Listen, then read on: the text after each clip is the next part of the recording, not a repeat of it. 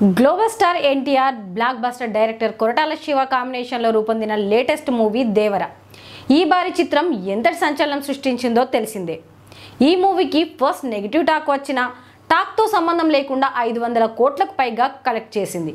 అయితే ఈ మూవీని 2 పార్టులుగా తీయనున్నట్టు ప్రకటించారు. ఇదిలా ఉంటే దేవర పార్ట్ 2 ఎప్పుడు అనేది క్లారిటీ లేదు.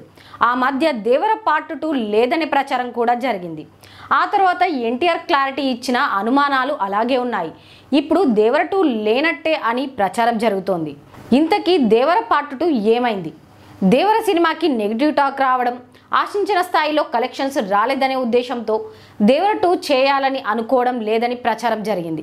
దీంతో దేవర 2 ఉంటుందా ఉండదా అనేది సస్పెన్స్గా మారింది. అయితే ప్రచారంలో ఉన్న ఈ వార్తలపై ఎన్టీఆర్ స్పందించారు.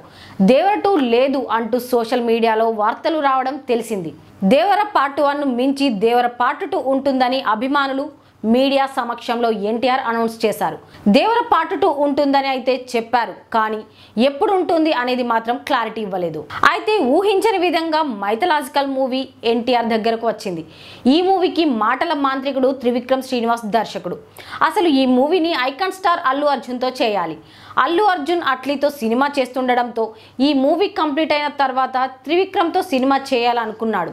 కానీ త్రివిక్రమ్ అంతవరకు వెయిట్ చేస్తే మరింత గ్యాప్ వస్తుందనే ఉద్దేశంతో ఈ కథను ఎన్టీఆర్కు చెప్పడం జరిగింది. ఈ మైథలాజిక్ స్టోరీకి ఎన్టీఆర్ ఓకే చెప్పడంతో దేవర పార్ట్ 2 ఎప్పుడు అనేది సస్పెన్స్లో పడింది.